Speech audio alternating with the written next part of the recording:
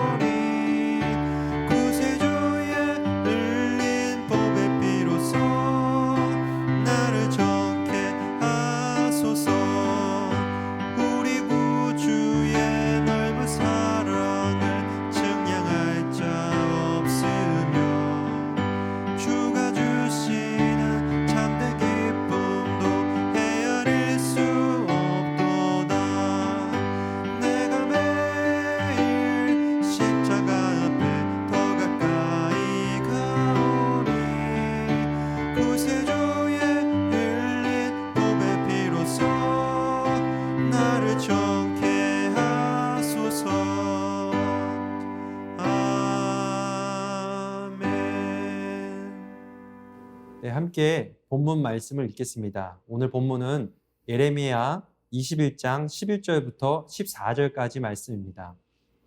온가정 예배 순서지를 참고해 주시기를 바랍니다. 유다의 왕실에도 이 말을 전하여라. 여호와의 말씀을 들어라. 다윗의 집아, 여호와께서 이렇게 말씀하셨다. 날마다 공정한 재판을 해야 한다. 강도당한 사람을 압제자들로부터 지켜주어야 한다. 그렇게 하지 않으면 내가 크게 노할 것이다. 너희가 악한 짓을 하였으므로 내 분노가 불처럼 타오를 것이며 아무도 그것을 끌 수 없을 것이다. 나 여호와가 말한다. 예루살렘아, 내가 산 한가운데 바위 평평한 곳에 앉아 있으면서 그리고 이 골짜기 위에 앉아 있으면서 아무도 우리를 칠 수 없고 아무도 우리의 굳건한 성으로 들어올 수 없다고 말하고 있다. 내가 뇌 행위대로 벌할 것이며 뇌 숲에 불을 질러 뇌 주변의 모든 것을 태워버릴 것이다. 나 여호와의 말이다. 네, 오늘 본문은 유다 왕실을 향한 하나님의 경고 말씀을 담고 있습니다. 왕실은 백성들을 통치하는 곳이죠. 하나님은 왕실이 백성들을 통치할 때에 날마다 공정한 재판을 해야 한다라고 말씀을 합니다. 그리고 억울하게 착취당하는 사람이 있다면 그 사람, 그 약자의 편에 서서 그 사람을 억울하지 않도록 해주어야 한다라고 말씀하죠. 만약 그렇게 하지 않는다면 하나님께서 크게 분노하실 것이고 반드시 그 벌을 심판하실 것이다 라고 말씀을 합니다. 그 악한 행위를 저지른 사람이 아무리 견고한 요새에 숨는다고 할지라도 하나님은 반드시 그들을 찾아가서 그 악한 행위를 벌할 것이다 라고 경고하고 계십니다. 여러분, 그렇다면 오늘날 유다 왕실은 어떤 곳일까요? 잘 아시는 것처럼 옛날에 왕실은 국가를 통치하고 따라서 절대적인 권력을 갖고 있던 그러한 기구였습니다.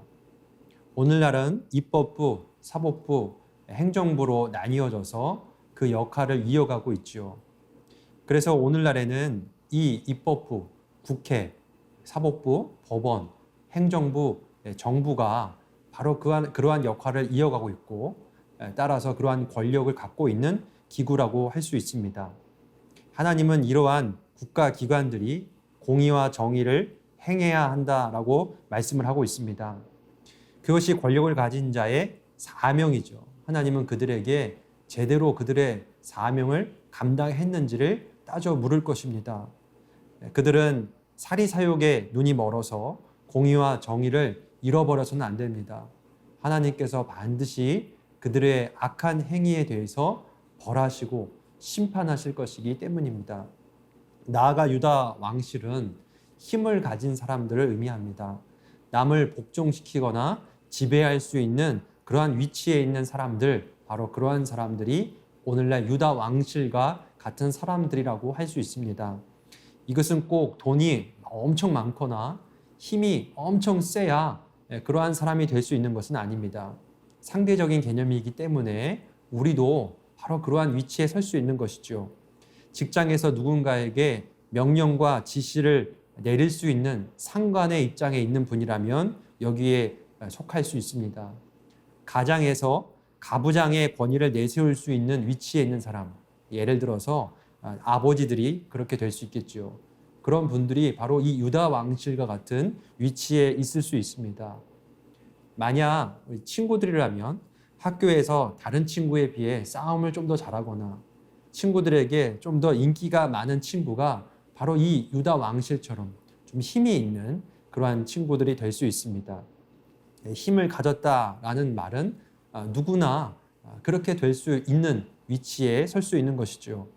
하나님은 그런 위치에 있는 사람들이 어떻게 해야 하는가, 그러한 힘을 어떻게 이용해야 하는가에 대해서 말씀을 하시는데 반드시 공의와 정의를 위해서 사용해야 한다라고 말씀을 합니다. 약한 친구가 있다면, 나보다 더 힘이 부족한 친구가 있다면 그 친구를 억울하게 해서는 안 됩니다.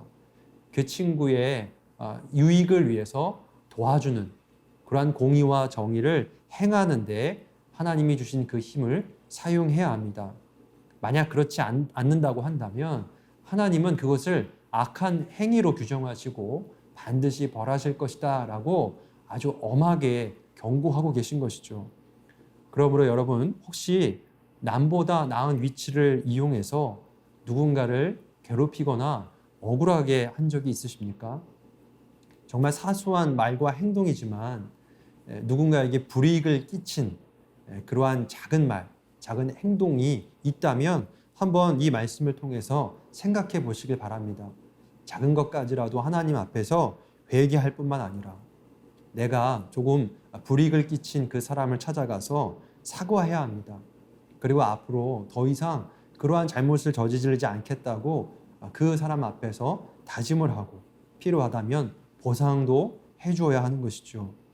어느 곳에 있든지 내가 가진 좀 더 다른 사람보다 나은 지위, 위치, 그 힘을 이용하여서 공의와 정의를 행하며 약자의 편에 설 수 있는 신일의 가족들이 다 되시기를 주님의 이름으로 축복합니다. 함께 들은 말씀을 생각하며 묵상으로 기도하겠습니다.